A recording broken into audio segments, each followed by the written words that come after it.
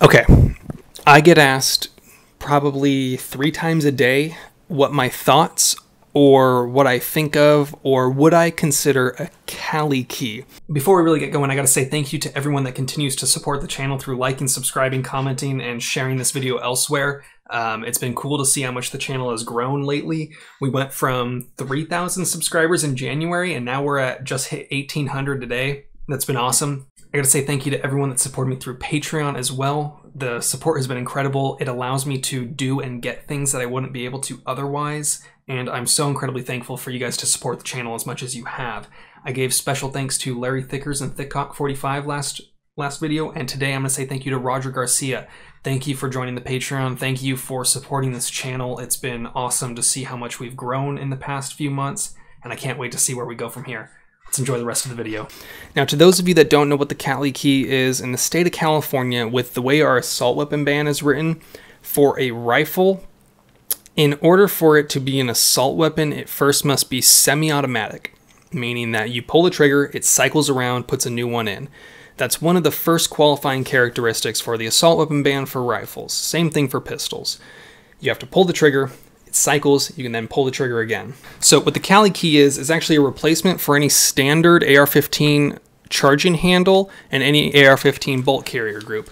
Basically what it does is it takes away the gas system portion of it and requires that you manually cycle the gun every time you pull the trigger. Now, you're gonna ask yourself, well, what's the benefits of that? Well, the benefits of that is, the main one is that it allows you to have a fully set up firearm that is ready to go, that can shoot, that you can take to the range, and it has all the features. It has a pistol grip, adjustable stock, flash hider, vertical foregrip, flare launcher, maybe a thumb hole stock, whatever you want.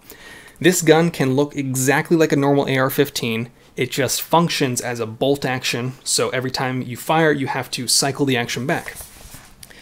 The other benefit that you get is that, in theory, you could make a more accurate rifle with the bolt action than a gas gun, simply because you have less point of contact on the barrel, less vibration, less shaking, whatever it is.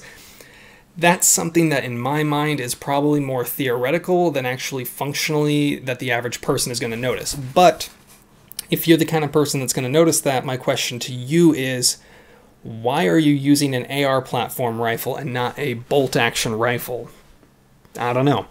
So let's talk about what, in my mind, the real purpose of the Cali key is and why I think that it's just a waste of money for the most part. So people buy the Cali key, in my mind, and I think the mind of many others, so that they can have a gun that is not an assault weapon, but that when they go to private land or leave the state, they can definitely not convert it to an assault weapon by putting a normal bolt carrier group in it. So you're probably asking yourself, well, what's wrong with that? You know, if you leave the state, you can then just have your normal bolt carrier group in it and you have a fully featured AR. Well, here's the thing.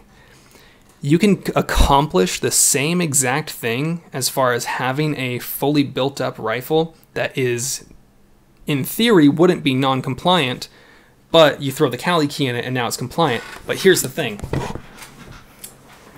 We're gonna pretend like this has a pistol grip on it and is an assault weapon, okay?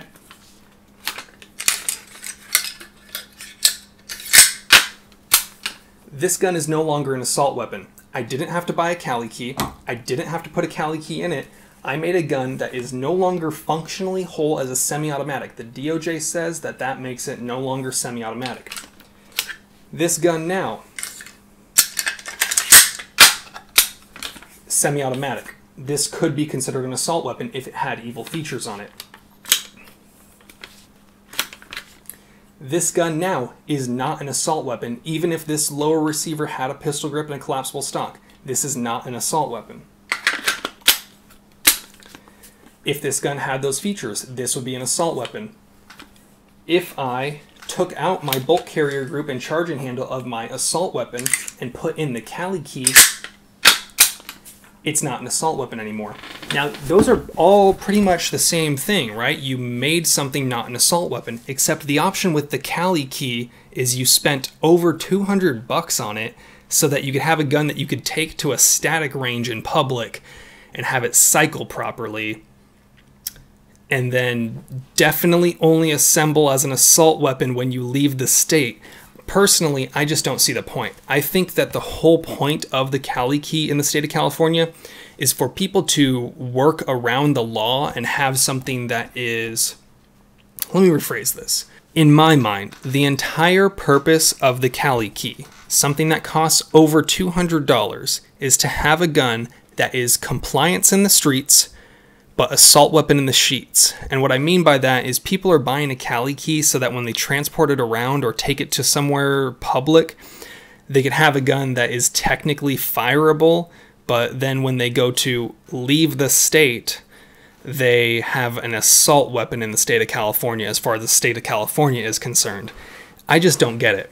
If you want an AR-15, you probably want a gun that's semi-automatic. When you take away the ability to fire semi-auto, you're basically taking away what makes it an AR-15. I just don't get it.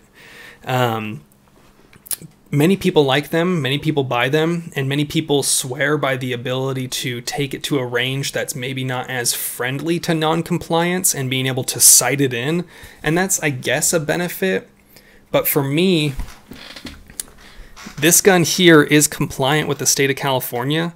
I could slap a pistol grip on it if I wanted to be non-compliant and make it adjustable stock again, and then I'm good.